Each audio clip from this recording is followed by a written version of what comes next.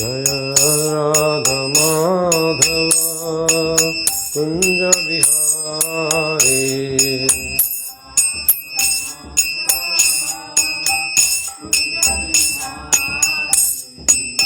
Gopi Jan Vallabh Girivardhari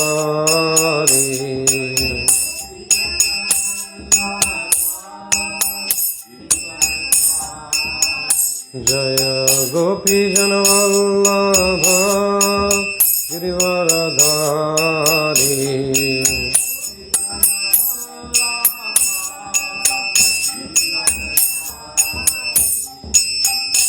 Yashodanandan Vraj Janaranjan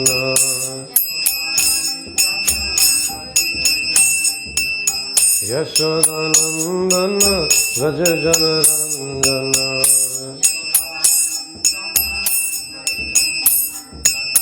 Yashodanandan Vraj Janaranjan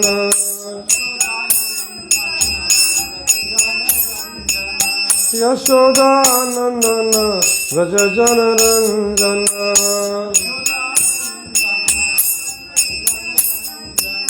Yamuna तीरावनचारी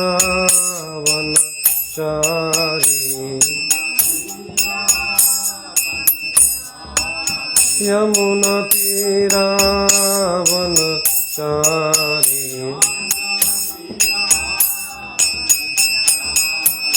Jai Radha Madhav Kunj Bihari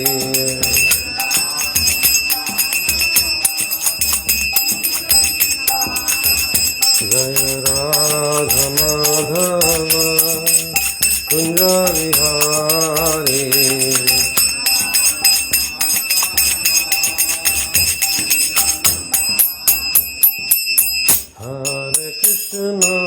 Hare Krishna, Krishna Krishna, Hare Hare, Hare Rama, Hare Rama, Rama Rama, Hare Hare.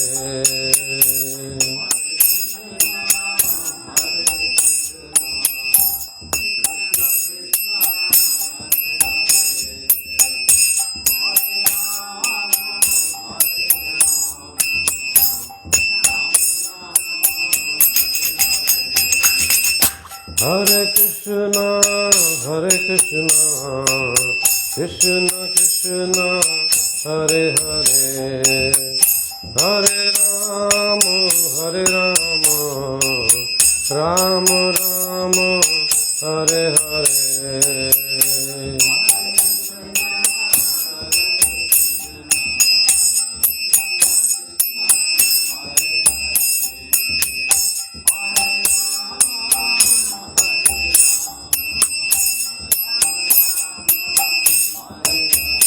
Hare Krishna, Krishna Krishna, Hare Hare, Hare Rama, Rama Rama, Hare Hare.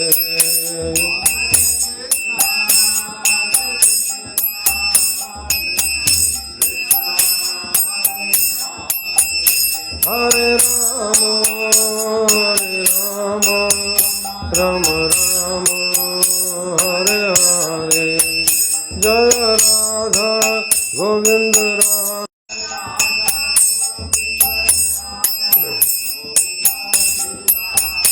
Jaya Radha Giri Govindari, Radha Giri Govindari, Shri Radhe.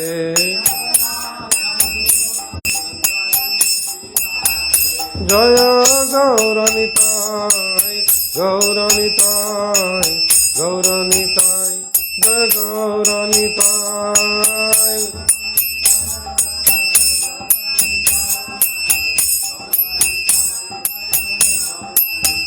Jaya Jagannath, Jaya Jagannath, Jaya Baladeva, Jaya Subhadra.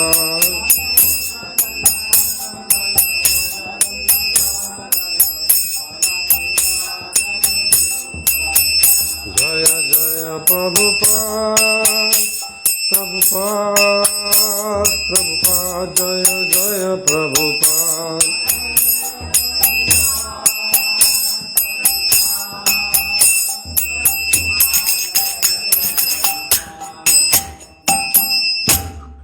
Jagadguru Srila Prabhupada ki, Grantaraj Srīmad Bhāgavatam ki, Jai Gaur Premanande. Thank you everyone for coming for this wonderful Sunday morning glorification of Srīmad Bhāgavatam. We are excited to start a new chapter today. Om Namo Bhagavate Vasudevaya. Om Namo Bhagavate Vasudevaya. Om Namo Bhagavate Vasudevaya. So let's recite the Mangalacharan together. Om Ajnanatimirandhasya Jnananjana Shalakaya Chakshur Unmilitam Yena Tasmai Shri Gurave Namaha. Shri Chaitanya Manobhishtam Sthapitam Yena Bhutale Swayam Rupaha Kada Mahyam Dadati Swapadantikam Vandeham Shri Guru Shri Yutapadakammalam Shri Gurun Vaishnavamscha Shri Rupam Sagrajatam Sahagana Raghunathanvitam Tam Sajivam Sadvaitam Savadhutam Parijana Saitam Krishna Chaitanya Devam Shri Radha Krishna Padam Sahagana Lalita Shri Vishakhanvitamscha.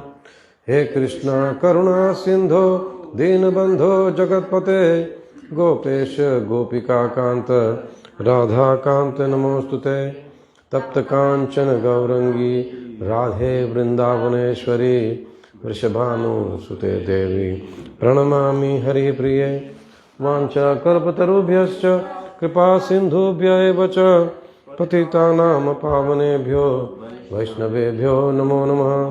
Jai Shri Krishna Chaitanya Prabhu Nityananda Shri Advaita Gadadhar Shivasadi Gaur Bhakta Vrinda.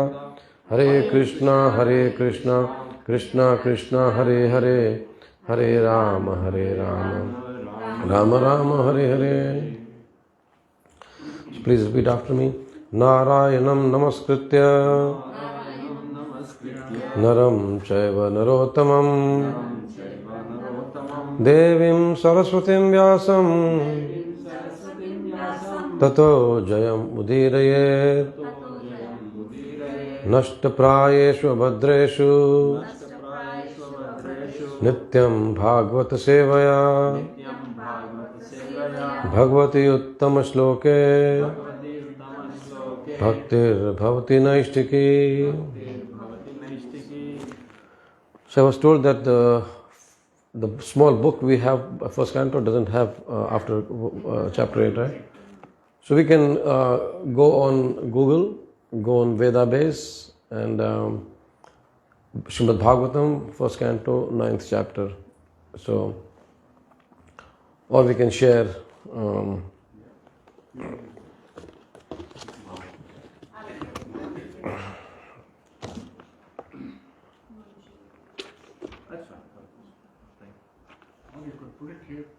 We don't have the laptop. From next week we'll bring it. Actually, we should just invest in one, Yeah. like something simple. Laptop and a phone.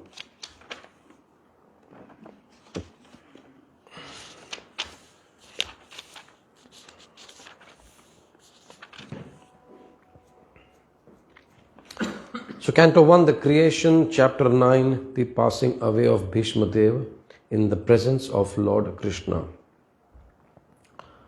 So it's very exciting that this is a very wonderful chapter where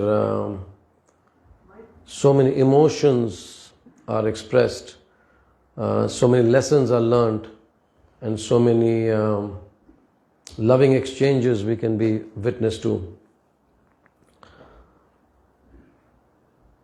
So please repeat after me. Text 1. Shuta vacha iti bhita prajadrohat iti bhita prajadrohat sarvadharma vivitsaya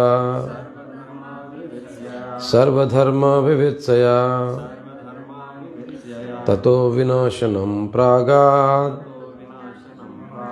tato vinashanam pragat, yatra deva vratopatat, yatra deva vratopatat. Sutta uvacha iti bhita prajadrohat sarvadharma vivitsaya tato vinashanam pragat yatra deva vratopatat. Sutta uvacha iti bhita prajadrohat sarvadharma vivitsaya tato vinashanam pragat yatra deva vratopatat. Prabhuji? Iti bhita prajadroha sarvadharmam vivitsaya tato vinashanam pragat yatra deva vratopatat.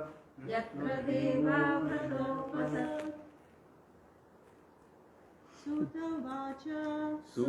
vacha iti bhitah prajadrohat Iti bhitah prajadrohat sarvadharma vivitsaya tato vinashanam pragat yatra deva vratopatat. yatra deva vratopatat. Shri Sutta uvacha iti bhita prajadroha sarvadharma vivitsaya tato vinashanam pragat yatra deva vratopatat. Sutta uvacha iti bhita prajadroha sarvadharma vivitsaya tato vinashanam pragat tato vinashanam pragat tato vinashanam pragat yatra deva vratopatat. Iti bhitah prajadrohat sarvadharma vivitsaya tato vinashanam pragat yatra deva vratopatat. Thank you. Please repeat after me word to word. Sutta uvacha. Sri Sutta Goswami said, Iti, thus. Bhitah, being afraid of. Prajadrohat, because of killing the subjects. Sarva, all. Dharma, acts of religion. Vivitsaya, for understanding. Tatah, thereafter. Vinashanam, the place where the fight was held. Pragat, he went. Yatra, where. Devavratah, Bhīṣmadeva. Apatat, lay down for passing away. Translation and purport by His Divine Grace A.C. Bhaktivedanta Swami Srila Prabhupada ki jai. So the Goswami said, being afraid for having killed so many subjects on the battlefield of Kurukshetra, Maharaj Yudhishthir went to the scene of the massacre. There, Bhīṣmadeva was lying on a bed of arrows, about to pass away. Purport. In this 9th chapter, as it is willed by Lord Shri Krishna, Bhīṣmadeva will impart instructions to King Yudhishthir on the subject of occupational duties. Bhīṣmadeva will also offer his last prayer to the Lord on the verge of passing away from this mortal world, and thus become liberated from the bondage of further material engagements. Bhīṣmadeva was endowed with the power of leaving his material body at will, and his lying down on the bed of arrows was his own choice. This passing away of the great warrior attracted the attention of all the contemporary elites, and all of them assembled there to show their feelings of love, respect and affection for the great soul. Srila Prabhupada ki jai. When we are speaking on this chapter, especially on characters like Bhīṣmadeva, all the devotees assembled there, Lord Shri Krishna himself, Yudhishthira Maharaj, Arjun, we actually feel very, very humbled. It's like yesterday when Virat Prabhu started his class, he said, your mind is such a topic that, to prepare itself is a daunting task. So even to speak on something like this, it's a very difficult service. There's an interesting section. Prabhupada, at the end of the Kunti Maharani's prayers, he says that there's so much love, in Kunti Maharani's hearts, and we also saw that this section shows us two things: the love of the devotees and how to live. So we see Arjuna's love in the seventh chapter, 8th chapter Kunti's love, before that it was Uttara's love, then now it is Bhīṣmadeva's love. So amazing exchanges between the devotees. And here in this section of Bhāgavatam we'll see everyone is leaving one by one. Krishna is leaving Hastinapur to go to Dwarka. Here Bhīṣmadeva is leaving. Then we'll see Pandavas leaving, Draupadi leaving, Uttara leaving, everyone leaving, and then ultimately Dhritarashtra also, against his name. His name means he's holding on to the Rashtra, but even he is going to leave.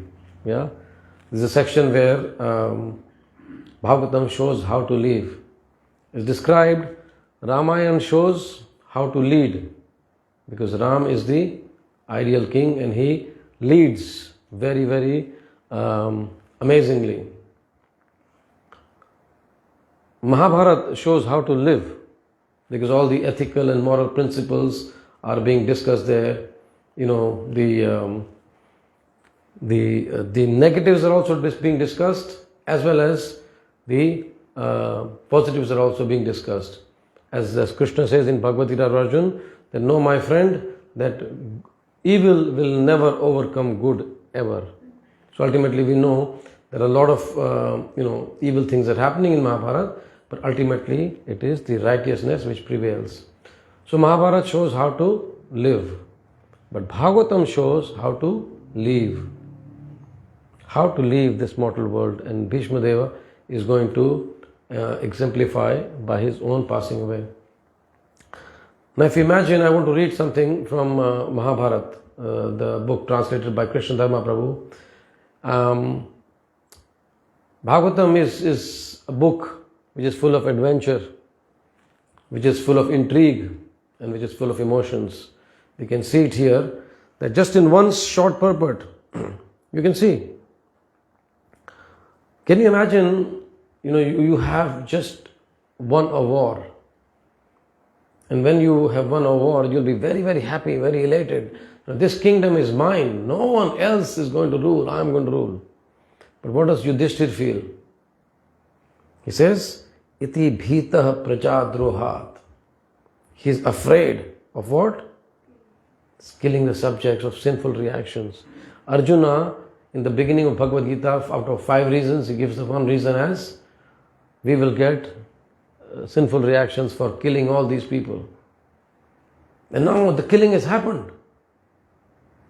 Just imagine, he's just like not consolable. Even Krishna tried to console him. Vyasadeva tried to console him, as we heard. But no, this is iti bhītah prajadrohat.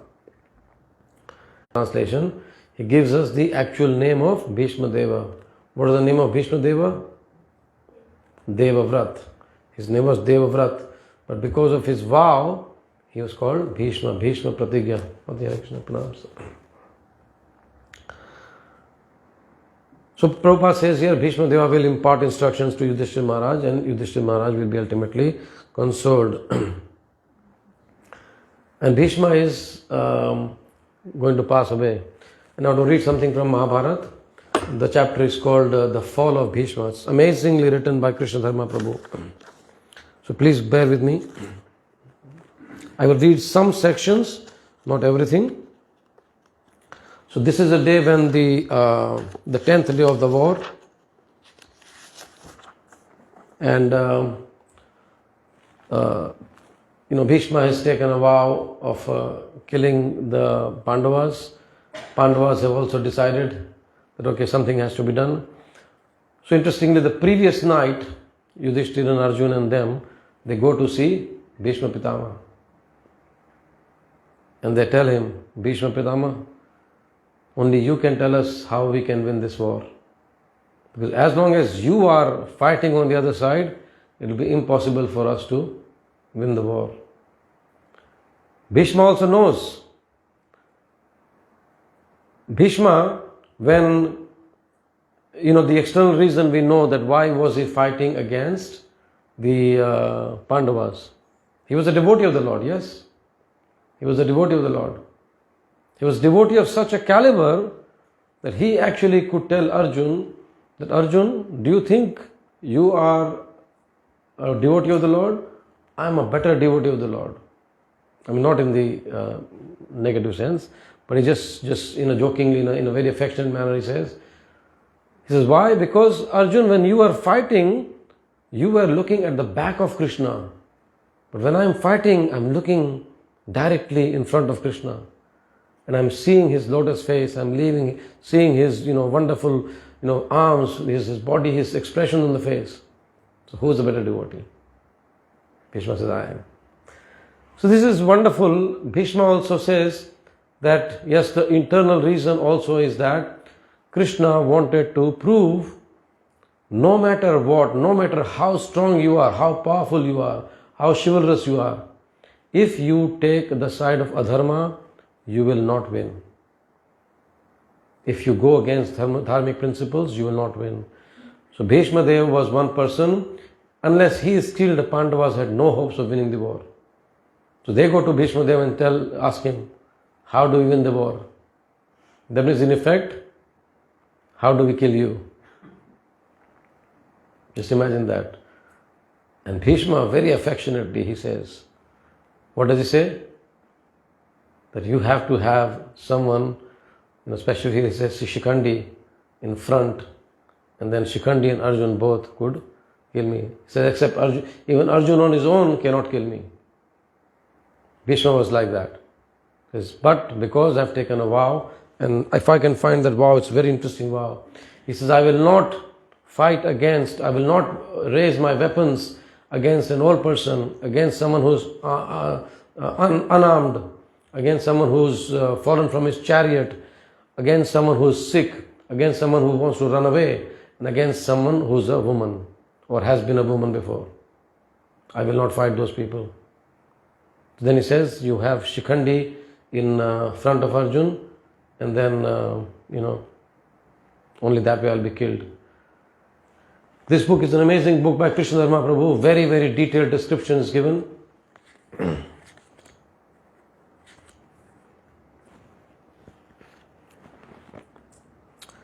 So this is the 10th day of the war. As the two armies clashed, the slaughter began. Knowing that it would likely be his last day, Bhīṣma made one final and supreme effort. If he were to fall, then he should go down fighting to the best of his ability. He let loose his arrows on the Pandav troops in incessant showers, and countless men, horses and elephants fell under his assault. It began to seem as if Bhīṣma was present everywhere as he wheeled about in the battle. All 5 Pandavas went toward him, awed by his power. They honored him in their minds. Just imagine this. You're fighting against someone but in your mind you are honoring that person. This is the code of warfare in the old times. They honored him in their minds. With depressed hearts, they gazed at him even as the gods had gazed at Vritrasura.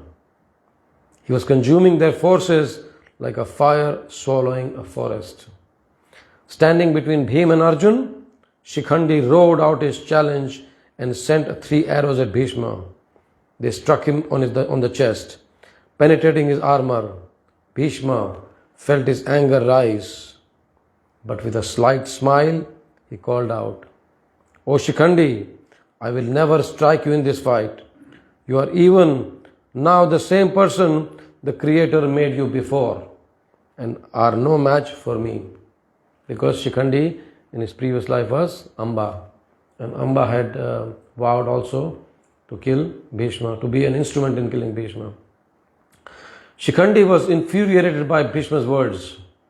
"You are the destroyer of Kshatriyas, O mighty armed hero. I have heard of your fight with Parshuram and have seen for myself your prowess. Still, I will fight with you. Whether you fight back or not, I will slay you in battle. Know this for certain, O afflictor of foes. Take a good view of this world while you can, for you will not escape from me with your life."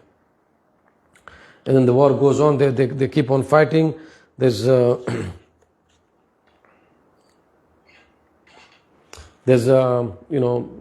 war is going on. Bhishma lowered his bow and looked at Duryodhan, because all the Kauravas also come to protect Bhishma Pitamaha. That's what in the beginning Duryodhan had said to Dronacharya of Bhagavad Gita.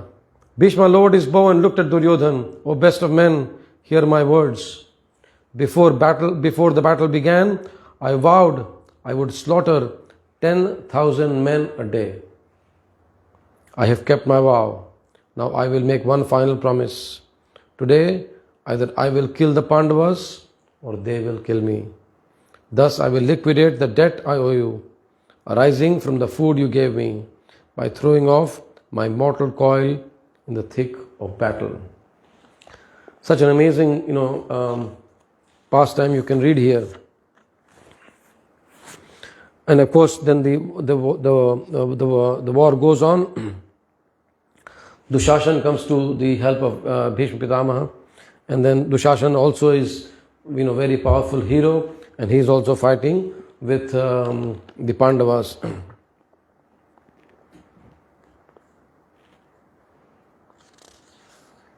With all their principal warriors at their head, both armies faced each other for a violent exchange of weapons. Bhishma was backed by Duryodhan, Drona, Kripa, Ashwathama and all the other Kuru heroes, while the 5 Pandavas, backed by Dhrishtadyumna, Shikhandi, Satyaki, Abhimanyu and the other Pandava fighters, all stood against them. They fought like the gods and asuras.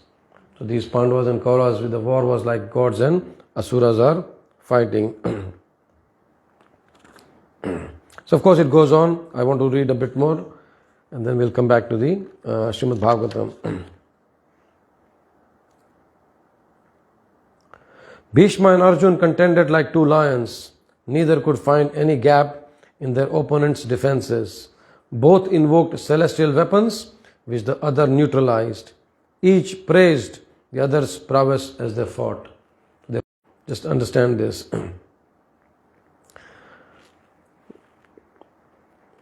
Untouched by Bhishma's attack, Shikhandi moved closer to his chariot. So now they are closing in on Bhishma Pitamaha. The 2 armies are fighting. The war is like that. They are having all their strategies.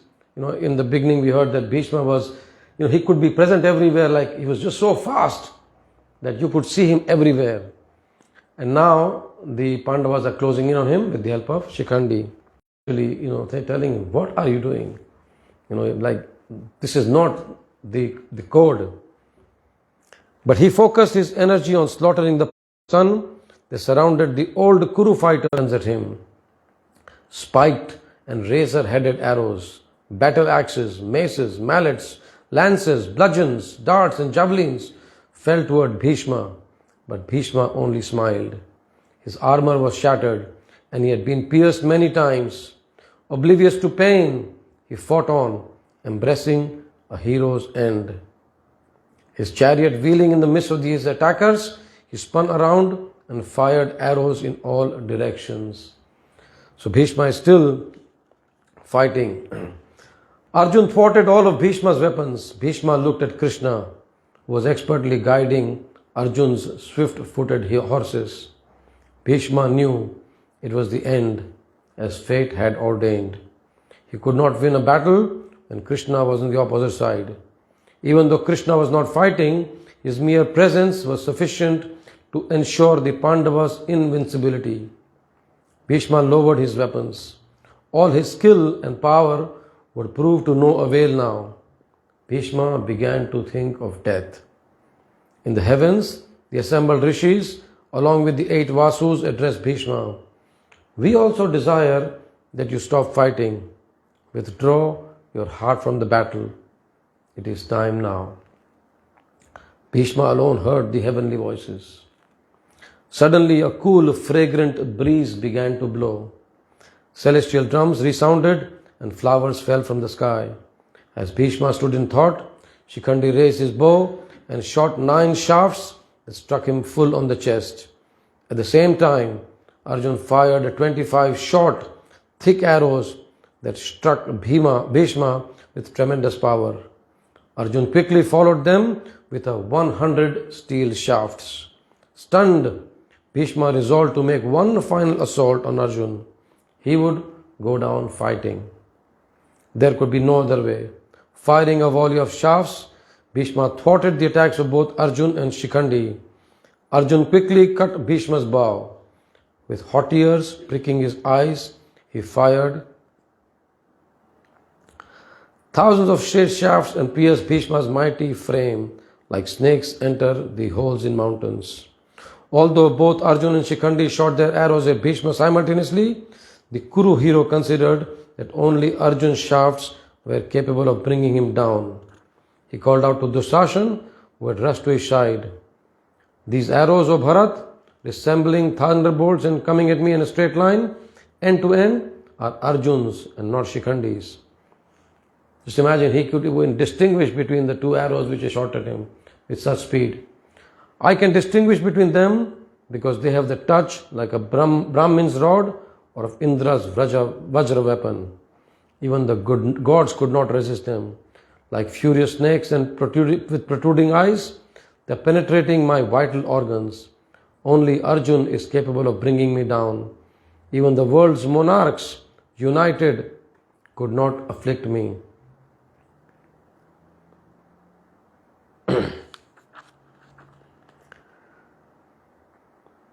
So now Bhīṣma falls. The Kuru army was overwhelmed by sorrow. Cries of grief rippled across the field. From a sky, a celestial voice resounded. How can this hero, this illustrious son of Ganga, leave his body when the sun is in its inauspicious southern course? He waited for the Uttarayan to happen. Hearing that voice, Bhīṣma replied, I am still living. He had noted the course of the sun and by his father's boon had decided to wait until it moved toward the north before dying. He knew the Vedic instructions that a yogi should leave his body only when the sun was in its northern track. Until then he would lie on the battlefield as befitted a warrior awaiting his final moment. Death would not take him until he desired it. And then of course, when the Pandavas are coming and seeing him, he asks Arjun that my body is completely pierced, but I don't have a pillow, so please give me a pillow. And only Arjun understands that, and he shoots a volley of arrows so that below his head, a pillow can be made of the arrows. And then of course Bhīṣmadeva is there, and the war is still going on. 8 more days to go, and then he knows this is the time to leave. It's an amazing description of Bhīṣmadeva leaving. And when we study something like this, and when we then study Bhāgavatam with this background, we can understand this is what it is. Bhīṣmadeva was in such pain, but as Bhāgavatam, Mahabharata also mentions, that he did not consider his pain at all. In our life, basically, the modern world, we have come to a stage where, we are not taught at all to deal with pain. Everything is, just covered. Like the worst case of pain is death. And now even death is covered. Old age home, if old age is there, you put them in old age, and that's covered. There's a death, and everything is covered in closed, quarters, and that's covered. Everything is covered. But we have got Vedic culture, and in Vedic culture in India, the funeral pyres are open funeral pyres. People can see, yes, this is death. The yogis, they put the ashes on their body. Why? To remind themselves that death can happen any day. Death is inevitable. And here, Bhīṣmadeva is showing how to die, how to live. As Prabhupada says, I am not here to teach you art of living. I am here to teach you art of dying, how to die. And Bhīṣmadeva is actually teaching us that. Actually, if you understand pain, imagine this. Mahabharata describes that the number of arrows which is shot in Bhīṣmadava's body. Now Bhīṣmadeva is, we're not talking of 6 foot, 8 foot people here. We're talking of huge people here. He could, kill 10,000 men a day. Just imagine that prowess. It's described that the number of arrows shot in his body by both Shikhandi and Arjun, there were hardly, 1 or 2 fingers of space left between the arrows. There's no space left. Imagine the pain which he is going through. Now pain, for us actually, it's a teacher. And it's described that pain will leave you after it has taught its lesson to you. Just focus on this. We go through pain of different kinds, physical pain, we go through emotional pain, we go through mental pain, we go through pain of, someone close to us suffering. Yesterday I was speaking to someone and they were saying that if I am sick, I don't have any problem. But if I have someone else who's close to me, they are sick, then I have a problem. So this is the pain. So pain will leave you once it teaches you a lesson. We have to understand that this pain we cannot just all the time cover. We should know, with the help of scriptures, how to withstand the pain, how to tolerate the pain and go beyond this bodily concept of life. Bhīṣma and Prabhupada, they left in a very similar way. Bhīṣma went down fighting. Prabhupada went down fighting too. Till the last day, he was translating Srīmad Bhāgavatam. And he told his disciples, take a video so that people can see. This is how to leave this world. And everything is recorded. There's a very nice description, many times, a couple of times I've read during Prabhupada's disappearance day. It makes people cry. Such amazing description by Satsvarup Maharaj of Prabhupada's, last moments. Then he's leaving. Then the next day he's taken on Samadhi around Vrindavan, on a parikrama around Vrindavan. Such a wonderful description it is there. And this is the emotions we can actually experience here when Bhīṣmadeva is lying here. Please forgive me, I didn't want to make it dramatic, but I also didn't want to all of us just go through these verses without understanding that there are a lot of emotions going through here. Otherwise we can just say, yes, okay, Yudhishthira went, he was in pain, Bhīṣmadeva, gave him instructions, and that's it. No. This is the longest section of this chapter is the longest chapter of the conversation between Bhīṣmadeva and Yudhishthira Maharaj. How many minutes did the Bhagavad Gita take for Krishna and Arjuna to speak? 45. I mean, it's not recorded anywhere, but we'll tell. And again, in this chapter, a wonderful description is given as to exact time when he leaves. Now, Uttarayana, as we know, what is Uttarayana? So the day when the sun starts traveling towards north. Sun also travels southwards, and the sun after 14th of January, sun starts traveling in the north, Uttarayana. But Uttarayana also has another meaning. It has an internal meaning. Bhīṣmadeva also was waiting for something else to happen. And what was that?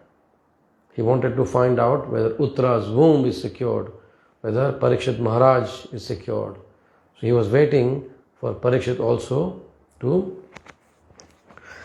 I don't know whether he appeared before that or he was sure that Parikshit is secured in Uttara's womb. So Uttarayan also means that Bhishma wanted to make sure that the dynasty of the Pandavas is still existent. Sorry, I didn't go on the purport here. Please forgive me, but I thought it would be nice to share something, on Bhīṣmadeva passing away. So we'll continue with verse 2. Any questions, any comments, any reflections?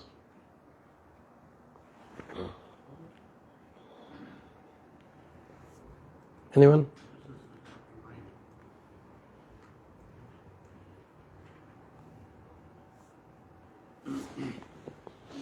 Yes, we'll continue with verse 2.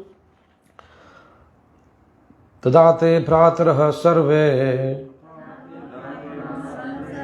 sadashve swarnabhushite anvagachan rathe vipra vyasadhaumyadayastata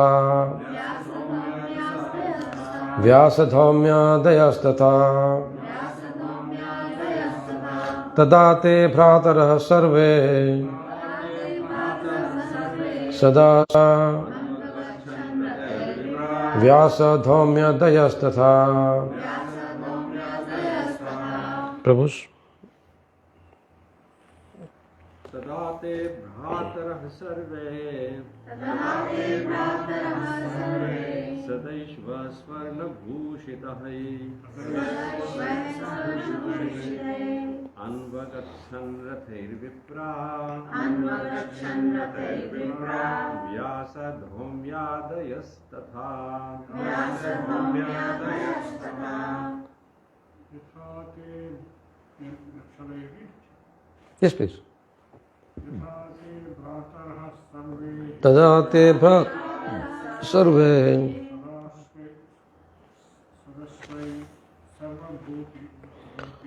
sadashve swarna bhushite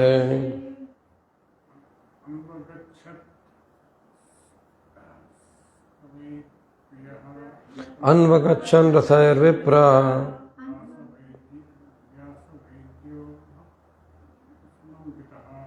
vyasadhaumyadayastata. Mataji.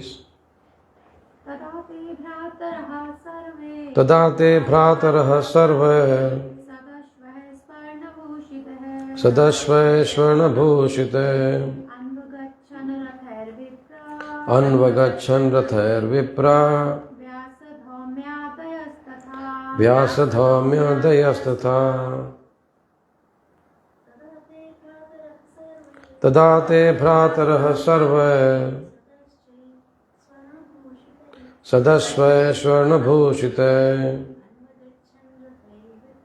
anvagachan rathair vipra vyasadhaumyadayastata. Tada, at that time, they, all of them, first class horses, being decorated with anvagachan, followed one after another, rathai, on the chariots, vipraha. All his brothers followed him on beautiful chariots drawn by first class horses, decorated with gold ornaments. With them were Vyasa and rishis like Dhaumya, the learned priests of the Pandavas, and others. So now they are going towards where Bhīṣmadeva is lying. Text 3. Bhagwan api viprarse Bhagwan api viprarse Rathena sadhananjaya Rathena se sadhananjaya Sater vyarochata nripaha Sater vyarochata nripaha Kuvera eva goyakaye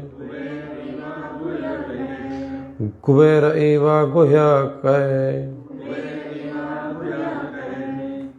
Bhagavan, the personality of Godhead, Shri Krishna. Api also. Vipra Rishe, or sage among the Brahmanas. Rathena, on the chariot. Sa Dhananjaya, with Dhananjaya Arjun. Saha, he.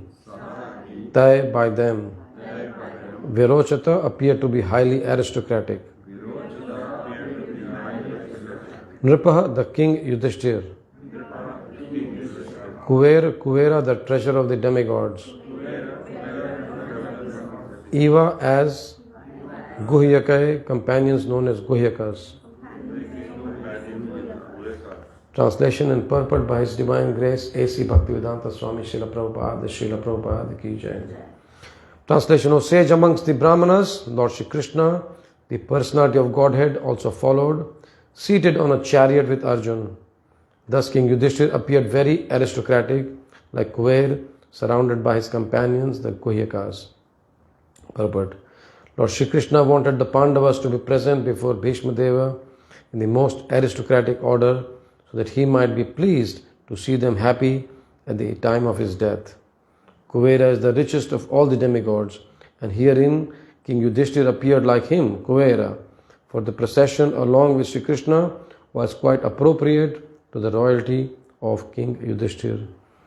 So you can see here that even though they are going to see Bhishma Pitama, who is going to leave, but for them it's not a big deal. They know that Bhishma is going to be situated in a better position from now on. And then they're also going to hear from him, something which is going to change many people. So Prabhupada is saying, yes, they are all going, and Krishna, Sudha Goswami is comparing with Yudhishthir Maharaj with Kuvera, because they're both very aristocratic. And Bhishma also wants to see that Yudhishthir is now enthroned.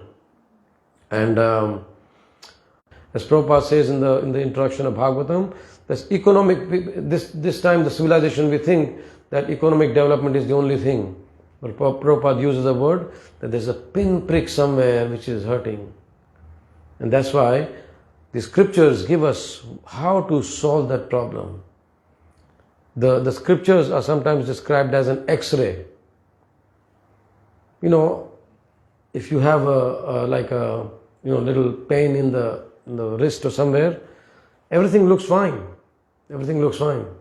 Yeah. But only when you take an X-ray, you will know, yes, there is a little hairline fracture, or there is a fracture this place. So scriptures are like that. If you don't read the scriptures, everything looks fine. But there's still that pain is there. Something is missing. That pinprick is there, as Prabhupada says. The pinprick is there. And the scriptures, what they do, especially Bhāgavatam, it is like an X-ray, which is giving you a very clear image of where we are. This is what the problem is, that we are not connected with Krishna. As we heard before, Bhakti Siddhanta, Prabhupada's Guru, Bhakti Siddhanta Saraswati Goswami Maharaj used to say that it is not a miserable day, it is not a bad day when it's cloudy outside, when it's windy outside, when it's rainy outside. No, it's a miserable day when we are not connected with Srīmad Bhāgavatam. So this is what Bhāgavatam does here. It explains to us that yes, imagine that you are going to someone's funeral and you are dressed in the best sari or the best suit. No, it's not a nice occasion to go to. But here, the description is there that they're looking very regal, seated on a golden chariot, with first class horses. Why would this description be given? Because the acharyas say they understand that they are going to meet someone of that caliber who is going to give them instructions and ultimately going to leave in the presence of Lord Krishna. Text number 4. Drishtva nipatitam bhumo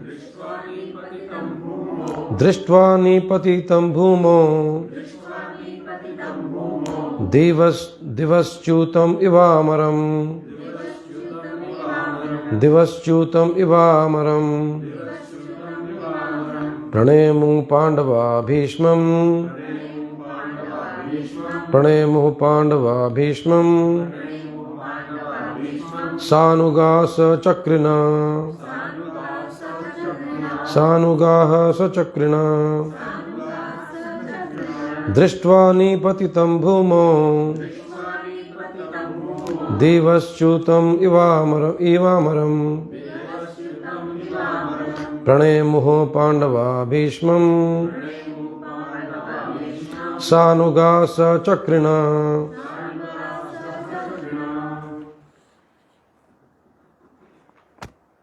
Yeah, Prabhus. Drishtva Nipatitam Bhumo Devaschutam Ivamaram Pranemuh Pandava Bhīṣmam Sanugaha Sachakrina.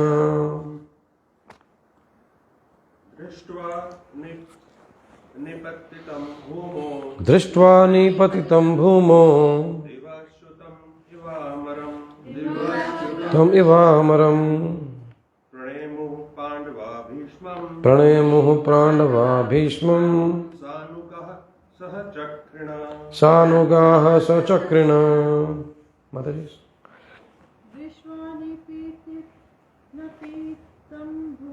Drishtva Nipati. We should offer respect to everyone. Krishna is bowing down to Bhīṣmadeva. Everyone else is bowing down to Bhīṣmadeva. And we can see that Prabhupada says here Lord Krishna was also a younger cousin of Maharaj, right? So Vasudeva was senior to Nanda Maharaj. So when two personalities meet, the younger person should always offer obeisances, and the senior, the superior person, they might or they might not embrace the other person.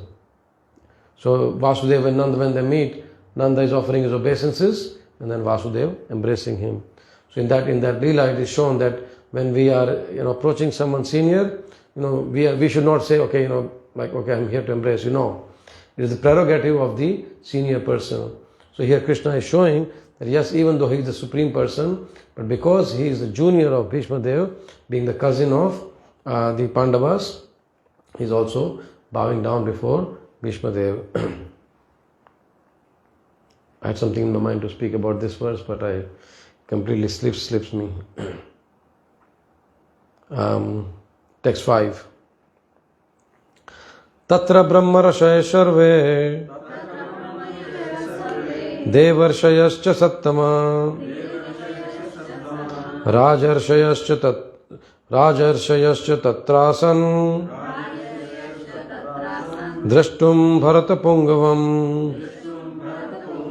tatra brahmarashayah sarve devarshayascha sattama rajarshayascha tatrasan drashtum bharata pungavam. Anyone? Tatra brahmarashayah sarve Tatra brahmarashayah sarve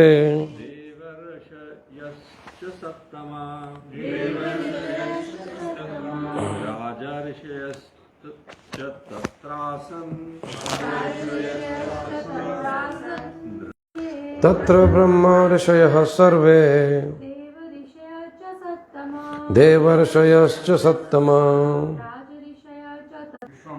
Vishwamitra was there, Vashishta was there, Angira. So these are the 7 probably Brahma Rishis, you can call them. And then any Raj Rishi, Yudhishthira Maharaj, Parikshit Maharaj, these are all Raj Rishis. And then Devarshi, of course, Narad Muni is the Devarshi. So these are examples of Brahma Rishi, Devarshi. Of course, the ultimate is that they are Rishis, they are devoted to the Lord. And whatever position they are in, they will fulfill or they contribute their services according to their position. The Brahma Rishi will, serve in the Brahmana way. The Rajarshi will serve in the Raja way, the king way, and the Devarshi will he will serve or he will contribute in his own way.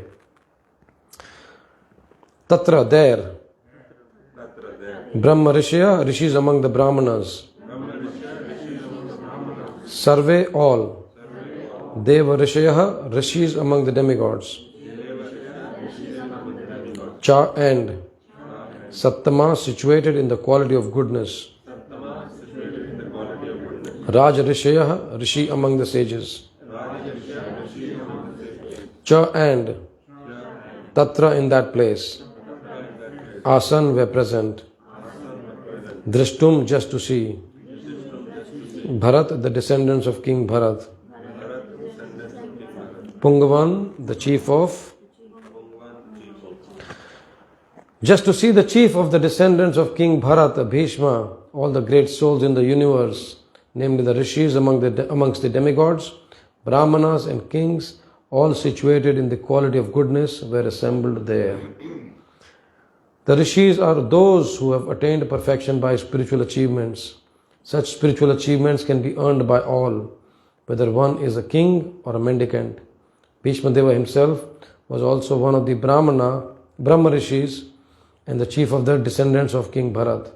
All rishis are situated in the quality of goodness. All of them assembled there on hearing the news of the great warrior's impending death. Just imagine the situation. Bhīṣma is about to pass away. Millions of people have been killed. The Pandavas and all the rishis are assembled there. And even from the heavenly planets, everyone wants to witness this wonderful event. Bhāgavatam here, we can see that in these few verses we can see that Bhāgavatam actually doesn't conform to any hierarchy. Here we can see Krishna is a supreme person, but then he is bowing down to Bhīṣma Pitama. We also see that, if you think that someone who's older and someone who's young cannot be, advanced in devotional service, Bhāgavatam breaks that concept. We see Dhruva and Prahlad, young devotees, but they were very advanced. So the advancement, Prabhupada says here, the spiritual advancement can be earned by all. We know that generally we have this impression that between the demigods and the demons, the demigods would be more advanced. But Bhāgavatam says maybe, maybe not. In what case we see the demon more advanced than the demigod? Vritrasura. Vritrasura was more advanced. So again, Bhāgavatam doesn't conform to any standard. Then we see, generally it's considered that the men are, more like spiritually advanced. But then in the case of the Nagapatnis, in the case of the wives of the proud Brahmanas who didn't offer the food to Krishna and Balaram, in the case of Rukmini Devi, these are very, very advanced devotees. So, not that, if you're in a female body, no chance. No. Bhāgavatam says, yes, everyone is a chance. Sometimes we think that only the Brahmanas are, eligible for that top position. But no. We see Sutta Goswami. Sutta Goswami was of a Pratiloma family. He was of a lower category person. But then he is asked to speak the Bhāgavatam. He is asked by the sages of Naimisharanya. So even that doesn't confirm. So Bhāgavatam actually is very intriguing, as we said in the beginning. We think that this will happen, but no. Bhāgavatam will give you a twist. The most important quality what we are supposed to have is our sincerity, is our love for the Lord, our devotion for the Lord. And that again, we can see that Prabhupada has given us a very, very wonderful program. This morning we were coming in the car. So, when we go from here on a Saturday evening and when we come here in the Sunday morning, we have our board meeting in the car. So, then after some time I said, okay, now from the management mode, let's come to Bhagavatam mode. Because otherwise we'll be just in management mode. We have to come to that level where, yes, I remember one of my very senior godbrother, Sundananda Prabhu, he might be on the Zoom probably now or Facebook somewhere. He was, many years ago, he was in Vrindavan and in Kartik, and he met His Holiness Govinda Maharaj, who's again now in Sydney. He said, Maharaj, I have a few questions to ask him. And then Maharaj said, yes, go ahead. And then he started asking him some management questions. Maharaj said, hang on. This is Kartik, this is Vrindavan, only devotional service, no management. He said, no, when we go to Kartik, when we go to Vrindavan, when we are in the temple, only devotional service. So yes, we have got many services, but ultimately Prabhupada has given us the formula of chanting Hare Krishna, of studying Srīmad Bhāgavatam. There are many things when you read, when you hear, it just gets stuck in your mind. He spoke to Dharadhara Swami about the japa. She said that at that time she was reading the section where Parikshit Maharaj is coming, Sukdev Goswami is coming. So Parikshit Maharaj is waiting for his 7 days, and all the rishis and everyone is assembled, and Sukdev Goswami comes. And they all know, we want to hear from this personality. So Sukdev Goswami comes, he sits down, and then he starts speaking Bhagavatam. Samapriya Mataji says, similarly, Prabhupada came to the West. He sat down under a tree, took his kartals, chanted Hare Krishna, and here we are, all of us, following in his footsteps. So when we study episodes like this, events like this, pastimes like this, Bhīṣmadeva is passing away, Krishna is bowing down to him. And again, we see here from the future, in the next few verses, amazing description is given. And then we see, yes, can I, when I'm chanting my rounds, can I think, of course not artificially, of course we're supposed to only hear and chant, but somehow or the other when we immerse ourselves in Srīmad Bhāgavatam, and then our chanting becomes better. Yesterday I was speaking to Yashoda Abdullah Prabhu, and we were talking about Kirtan, and he said, someone asked Prabhupada, how do you know, when someone is leading a good Kirtan? You want to hear the answer? How do you know someone is leading a good Kirtan? Prabhupada says, find out what he's doing when he's not leading the Kirtan. Find out what he's doing when he's not leading the Kirtan. So for us, when we chant for 2 hours, but the rest 22 hours, what do? Will determine how our chanting is.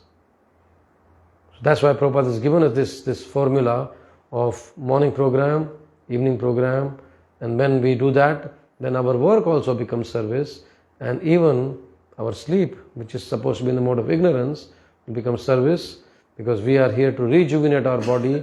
The next morning we are here in the service of Srila Prabhupada, the deities and the devotees. We have 15 minutes. I wanted actually us talking.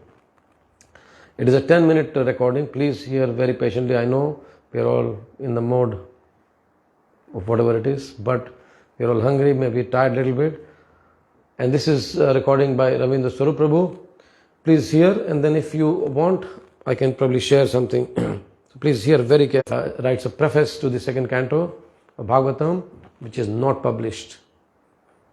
And he's writing in English, which is sort of Indian English. And then when he started writing actually this Bhagavatam, and this is the English which is, you can say, the Western English. So please bear with me. The first canto in 3 volumes, he did himself in English, and with a complete conviction, by the way. I want to read to you something. I'm reading because it's not very well known. Let me just dig it up here. And when Prabhupada was preparing Bhagavatam in India, in the second volume of the first canto, he wrote a preface which has not been reproduced in the current volumes because it's relevant to time, place, and circumstance. But it's really interesting what he says there, because we're talking again about this notion of Bhakti Siddhantas instituting with an idea that strong dedication to preaching in the Sankirtan movement can bring one automatically to the highest goal of Krishna consciousness. And this is reflected in Prabhupada's preface to the second volume of Srīmad Bhāgavatam. I also want to read it because this is Prabhupada's own original style. When he dictated and when the first volumes were rewritten for standard English, his style kind of disappears. Because it's written in a particular kind of English, the kind of English that's spoken in India. People sometimes call it Babu English. Babu English. It's not normal, American or British English, but it's really the standard way people talk in India. And this is written in that language. And so editors have to normalize it for the West. But Devanagari, there's a couple of verses of Srīmad Bhāgavatam from the 11th canto, 6th chapter, they're 47 and 48. And then here's Prabhupada's translation of these. He says, great sages laboring hard under stringent regulative principles, the transcendental sky of the name Brahman. But so far as we are concerned, the great mystic, this is his evocative translation, the great mystic, we shall transcend this world of abject nescience simply by vibrating the message of your activities as duty-bound devotees of your lordship, although we are moving seemingly on the path of fruitive actions. That's his translation. Prabhupada continues, the path of fruitive activities, that is to say, the path of earn money and enjoy life, as it is going on generally, appears to have become also our profession, although we have renounced the order of worldly life. Prabhupada was a sannyas by the time he wrote this. They see that we are moving in the cities, the government offices, banks, and other business places for promoting the publication of Srīmad Bhāgavatam. They also see that we are moving in the press, paper market, and amongst the bookbinders also, away from our residence at Vrindavan. And thus they conclude, sometimes mistakenly, that we are also doing the same business in the dress of a mendicant. But actually there is a gulf of difference between the two kinds of activities.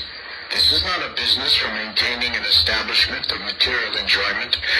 On the contrary, it is a humble attempt to broadcast the glories of the Lord at a time when the people need it very badly. An unbeliever friend became astonished to learn that we have taken up a mighty project for presenting 60 volumes of 400 pages each, simply for the matter of glorifying the Lord.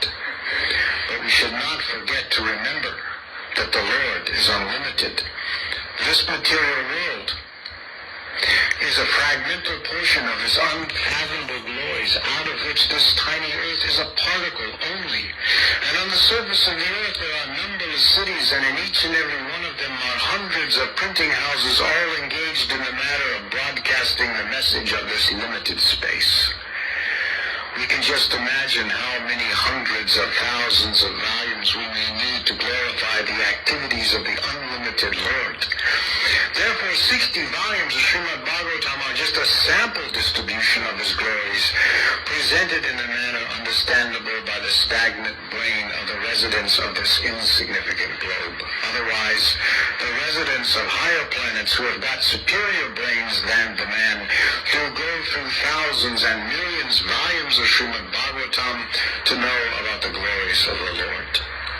Formerly, even 50 years before, rich and well-to-do members of the society used to get Srīmad Bhāgavatam imprinted or handwritten, along with authoritative commentaries by learned pundits, and at the present moment the time is so changed that we had to request one of the biggest industrialists of India to may come forward to pay for the actual cost of some copies and then distribute them to the great institutions, universities, and so on, both in India and abroad.